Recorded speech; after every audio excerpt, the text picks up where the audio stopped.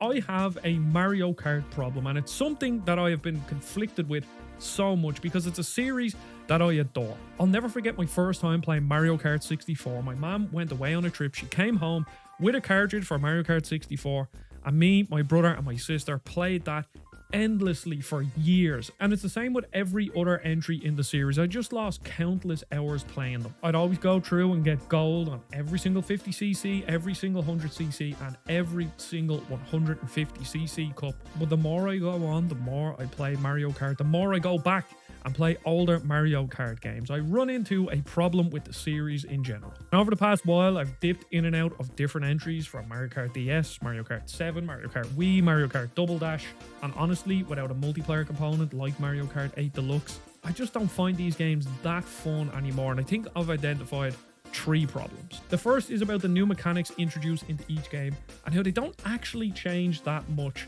in the grand scheme of things. Yes, now you can hang glide, you can do anti-grav, you can drive underwater, you can customize your car, but ultimately if you took some of these mechanics away, I don't think the next entry in the series would be particularly worse off because of it. The second point is that new entries in the series render the previous ones obsolete.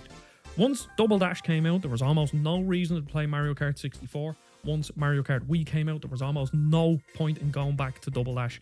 And now with Mario Kart 8 Deluxe, the game that has the most content, there is no reason to play the other Mario Karts because you can just get more of it in Mario Kart 8 Deluxe and it feels way better to play. And then finally, I just want to talk about Mario Kart in comparison to other kart racers and how, yes, Mario Kart is the most polished, it looks amazing, it has a lot of content in every single entry. It's this really super high quality product that even though this video is going to be largely negative or critical, I still love it. But in my eyes, a lot of the Mario Kart games are just very inoffensive and easy to play, whereas I would much rather play something like Crash Team Racing that is genuinely almost 100% skill based. I've put countless hours into almost every single entry in this series. I love it, and that's why I'm sort of like emotionally conflicted. I think I like the idea of playing Mario Kart better than I do actually like playing it.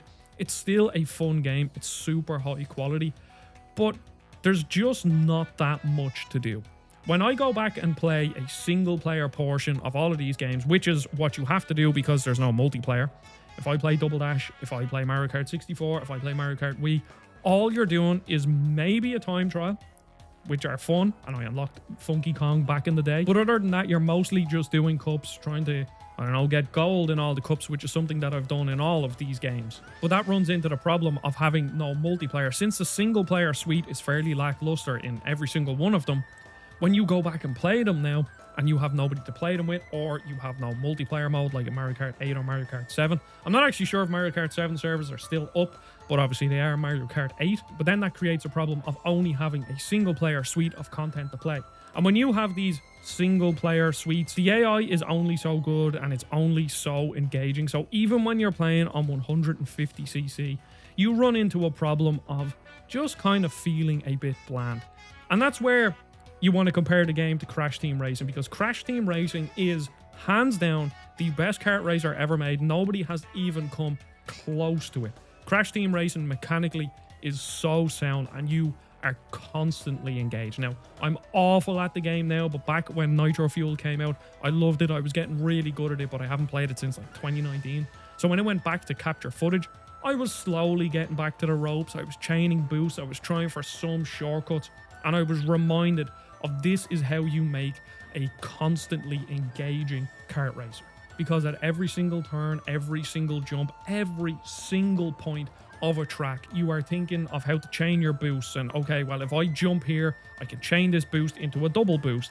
And then that would lead me onto this next turn where I can get a triple boost. And then if I have a load of boost going into this, I'll be able to make this shortcut and I have to make this jump. And then I can cut across here and then I can cut my time down.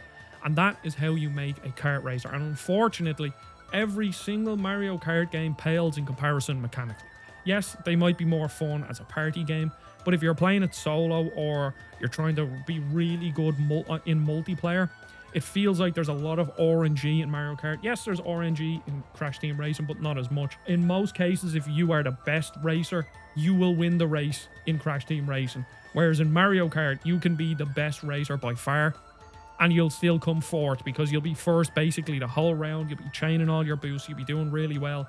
Then you'll get hit by a red shell. You'll get hit by a green shell. And then a blue shell will come in, and maybe, if you're unlucky, a bullet bill will come in and get you again. So there's just a lot of RNG in Mario Kart that I've realized over time I dislike. I'd much prefer a game where the best player wins because they are the best player, and that's it. And that's what Crash Team Racing does. And then if you want something more casual and you want an adventure mode, obviously Crash Team Racing has a great adventure mode, but then you compare Mario Kart to Diddy Kong Racing on the N64, and Diddy Kong Racing blows it out of the water in terms of single player suite of content, because you have the adventure mode, you have 3 different vehicle types which vary it up a fair bit. But just as a more casual experience, I'm going to go through, there's going to be a reason for me racing in these locations. There's also going to be boss fight races that you're not just racing somebody in a kart, you're actually racing a giant dinosaur or whatever. Diddy Kong Racing just beats Mario Kart 64. It beats a lot of the Mario Karts in single player, full stop. So when it comes to going back to these Mario Kart games in single player, there's realistically not really much reason to do so, because the older ones don't feel great to play. Like Double Dash is extremely floaty. Any sort of precision movement that you have to do, like if you have to weave between a couple of cars, it just doesn't feel good. Also, the drifting, since you don't jump into a drift, it just feels weird because I'm used to jumping into a drift. And it feels like they only really properly cemented what Mario Kart should feel like in Mario Kart DS. And then they brought that forward. Now Mario Kart 8 Deluxe feels really good to play. But again, it just lacks that edge. It's completely inoffensive. It looks great. It runs great. It's top quality. I can't deny that. And I've put probably 100, 200 hours across the Wii U and Switch into Mario Kart 8 Deluxe. But it just lacks teeth, and that's what I want. I want something that either gives me a lot of charm like the adventure mode in Diddy Kong Racing, or gives me a serious challenge to just properly get hooked into like Crash Team Racing. And unfortunately, no Mario Kart offers that. Now, if you're talking about the gimmicks and mechanics and extra things that have been added into each series, I think it works as a accumulation of all of these things that sort of add up to be better than the sum of their parts. But if you remove, I don't know, kart customization or hang gliding or anti-grav sections, I don't really think the overall gameplay loop would change. So let's go back to Double Dash again, that I have played a fair bit in the past week or so. That obviously added in the Double Dash mechanic where you can have 2 characters on a vehicle.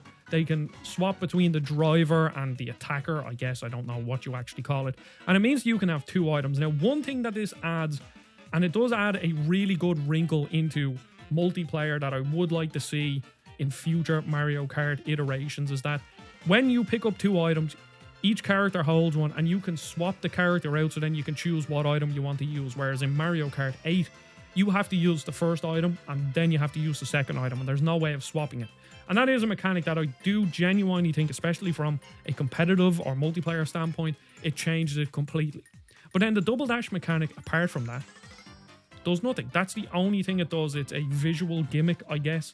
And then you have the unique items that each character has. And again, cool, but at the end of the day, they're just sort of extra items that don't change it that much. And then you go into Mario Kart Wii, which obviously added in motion controls, which at the time was amazing, but now I would never play with motion controls. But it's nice to be there. And I remember getting Mario Kart Wii back in the day.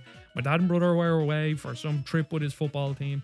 It was me, my mom, and my sister. We went over to GameStop. We got Mario Kart. We got 2 wheels. We had the Wiimotes. We went home. We were playing it. And I adored it. And that probably is the best Mario Kart game outside of Mario Kart 8 Deluxe. And obviously that added in the bikes, which does, again, change it up a bit. But I do genuinely believe you took the bikes out, the game wouldn't really actually feel that much different. And then later on, you get kart customization, which is probably the one that makes the biggest difference. And I think if you took that one out, you would notice a fair change in the gameplay loop, because then you can't customize things. You can't maybe build your heavy character to have slightly more acceleration because you still want the speed, but you just need slightly more acceleration or handling or something. I do like the customization. But you have the hang glider, you have the anti-grav sections. And I think what they do, they add a slight bit more engagement that Mario Kart is missing in the sort of slower moments, because there is a lot of downtime in Mario Kart compared to Crash Team Racing. In Crash Team Racing, you are constantly trying to chain boost. All of this, like, it's just a really, really fast-paced game. And Mario Kart is fast, but in comparison to Crash Team Racers, there's no competition. So you actually end up in a situation where in Double Dash, let's say, there is a fair bit of downtime where you're on a straight and you might only be able to chain one boost, and then you can't really do anything else until you get to the next item box, or you get to the next shortcut, or you get to the next boost. Whereas with these hang glider and anti-grav sections, they give you that extra bit of engagement where with the hang glider you might be able to get a boost, or with the anti-grav sections you can knock into the spinny boost things or knock into an enemy and get a boost. And that's all well and good. And again, I think this is just an accumulation of everything. The card customization, the double items, the hang glider, the anti-grav sections in Mario Kart 8 Deluxe to sort of add to be better than the sum of their parts.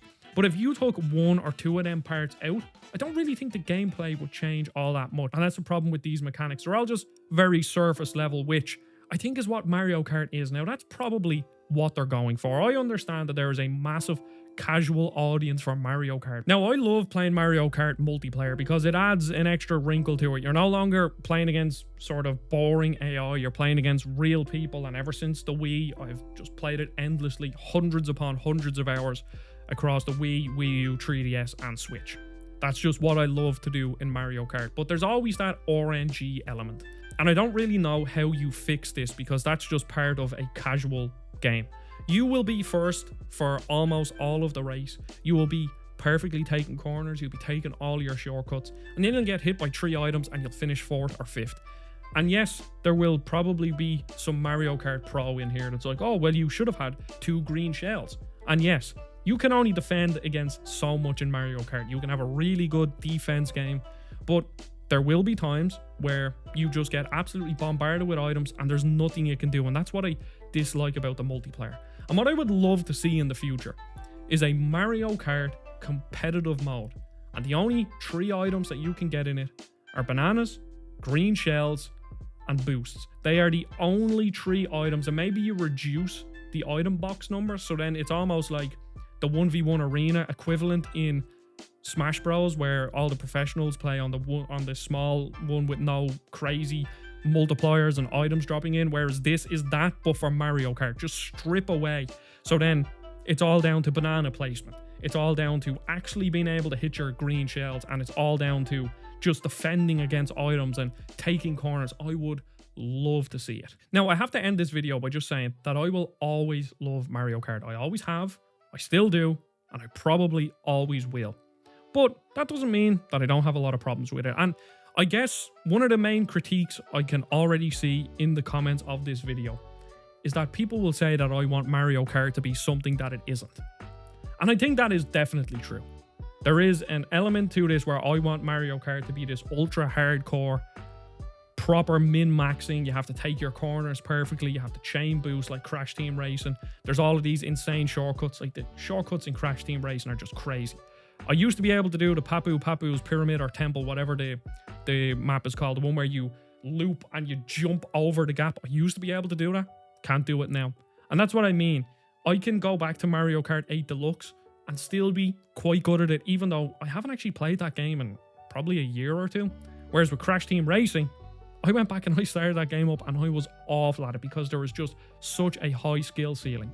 And that is what I want Mario Kart to be. And unfortunately, I don't think it ever will be. And I guess I'm okay with that. But in the absence of Mario Kart becoming a super hardcore series, which I know it never will be, I am really looking forward to Mario Kart World because I think that could actually address a lot of the problems that I have. Because Diddy Kong Racing isn't this super hardcore racer where you're really trying to min-max everything. It's not like Crash Team Racing. But what it does have is a really great adventure mode. And I think that Mario Kart World, from what I can see, looks like it will have that as well. The full open world, you can just explore, you can do loads of different side missions. I think that's what Mario Kart is missing, because every single entry without multiplayer is so boring to play because 150cc AI after, I don't know, 5 hours of playing just becomes really boring, really annoying. And the only time, if you are good at the game, the only time you really will ever lose is if you just get extremely unlucky and get bombarded with items. And that's the part that I don't like. But with Mario Kart World, open world, just let me drive around, enjoy the tranquility, I guess, the adventure of playing a Mario Kart game, and I really hope it's going to be great. I will have a video on it, so keep your eyes peeled on that. I will have a great video here that you will probably love. Let me see. Oh, there we go. Everything's mirrored. Why can't I do this? There we go. It'll be there. Thank you very much for watching. I'll be doing loads of Switch 2 stuff. I know this is a retro channel, but there is plenty of games that have a bit of crossover. Mario Kart is very retro. Even if it's new, it's retro. There's Bravely Default HD. That game is nearly retro. It's also a remaster of a 3DS game. So of course, I'm going to have to cover that. And there are going to be loads of games in the future. Donkey Kong Bonanza, everything. So there'll be loads of Switch 2 stuff as well as old stuff on this channel. So I appreciate everybody watching. Don't forget to subscribe, and I'll see you all on the next video. Goodbye.